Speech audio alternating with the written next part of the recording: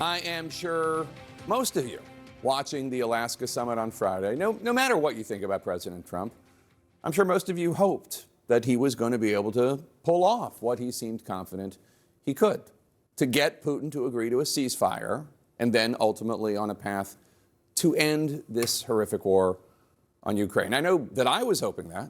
I mean, who wouldn't want to end this bloodshed? Hundreds of thousands dead, all of it prompted by Putin ordering the invasion of this sovereign nation, Ukraine, in early 2022.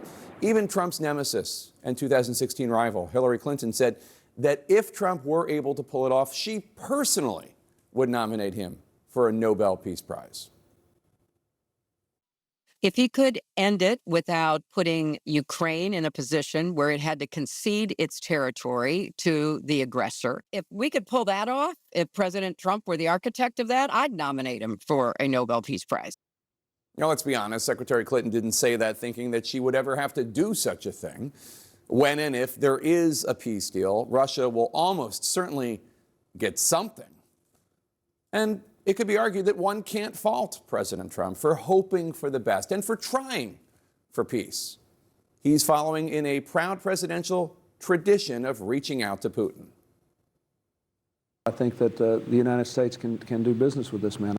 I was able to get a sense of his soul. I have called for a reset in relations between the United States and Russia. All of them inevitably running into the brick wall of the former KGB officer who thinks the fall of the Soviet Union was the greatest catastrophe of the 20th century. Did you misjudge him early, or were you just trying to open a door? Vladimir Putin changed. President Trump thought that his relationship with Putin was different. He thought he could call Putin and end the Ukraine war just like that. On the campaign trail, he pledged to do so in his first 24 hours as president. He was not able to. Last month, it did seem that President Trump was finally understanding the truth about his Russian counterpart.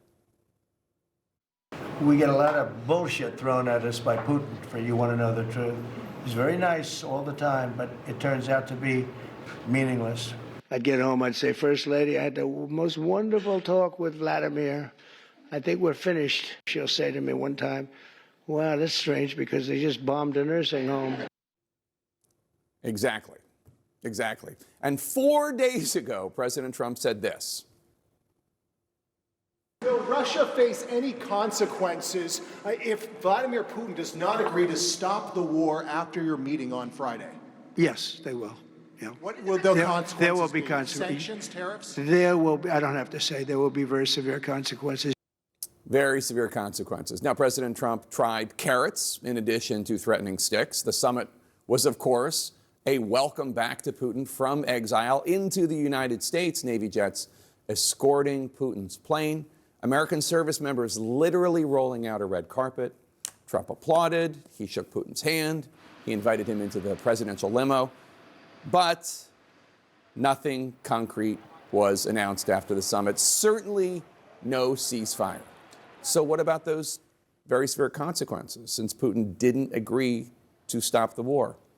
Friday night, Trump said, never mind, at least for now. I think I don't have to think about that. Now, I may have to think about it in 2 weeks or 3 weeks or something, but we don't have to think about that right now. And based on recent White House communications, it seems that Trump is now on Putin's page, saying that he wants the goal of a larger peace deal that allows Russia to keep fighting, instead of the immediate ceasefire deal that Ukraine and Europe and just a few days ago, Trump had considered vital. Here's the big question. Did President Trump, whose desire for this bloodshed to end is no doubt sincere, did he actually just make peace less likely? Carl Bildt, the co-chair of the European Council on Foreign Relations, former Prime Minister of Sweden, posted on X, quote, "It's official. Trump has capitulated to Putin by dropping the demand for a ceasefire. Instead, the fighting will go on until there is a peace agreement that satisfies Putin. This was a hugely successful outcome for Putin. We are heading towards a longer war," unquote. Now, we do not know if that will happen. But those who have been skeptical of Putin have a close to unblemished track record. If Carl Bildt proves correct, and this ultimately means a longer, bloodier war, well, the summit might, in retrospect, seem catastrophic.